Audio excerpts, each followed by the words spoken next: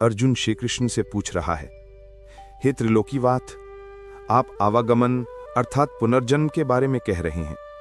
इस संबंध में मेरा ज्ञान पूर्ण नहीं है। यदि आप पुनर्जन्म की व्याख्या करें तो कृपा होगी।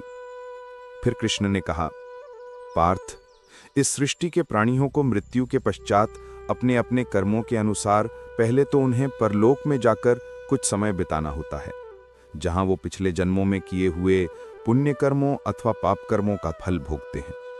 फिर जब उनके पुण्य और पापों के अनुसार सुख दुख को भोगने का हिसाब खत्म हो जाता है, तब वो इस मृत्यु लोक में फिर से जन्म लेते हैं। इस मृत्यु लोक को कर्मलोक भी कहा जाता है, क्योंकि इसी लोक में प्राणी को वो कर्म करने का अधिकार है जिससे उसकी प्रारब्ध बनती है।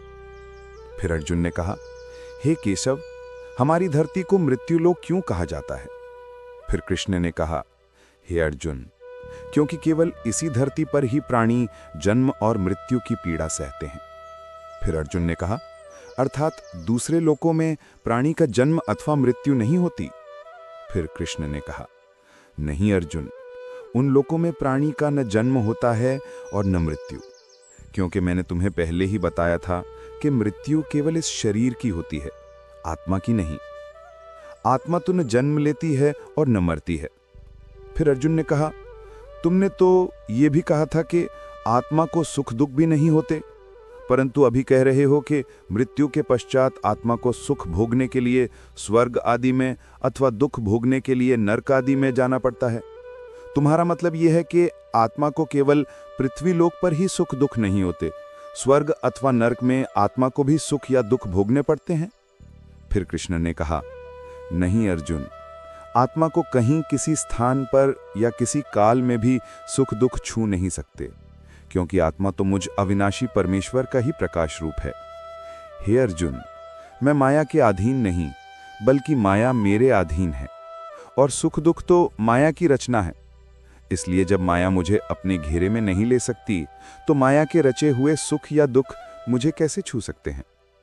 सुख दुख तो केवल शरीर के भोग हैं, आत्मा के नहीं।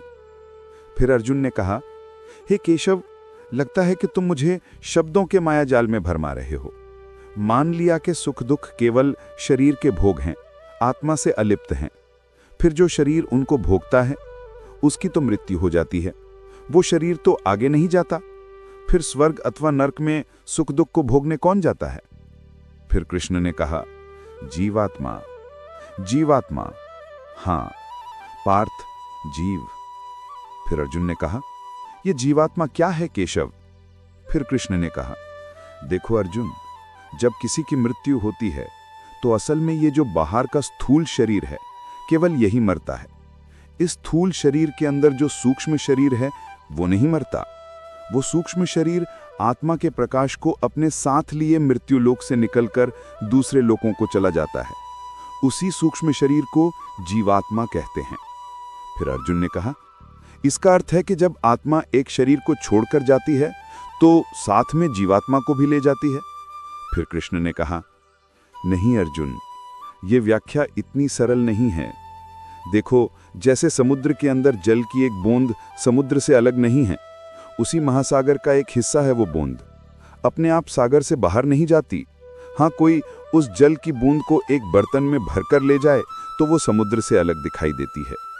इसी प्रकार सूक्ष्म शरीर रूपी जीवात्मा उस आत्म ज्योति के टुकड़े को अपने अंदर रखकर अपने साथ ले जाता है। यही जीवात्मा की यात्रा है जो एक शरीर से दूसरे शरीर में, एक योनि से दूसरी योनि में विचरती रहती है।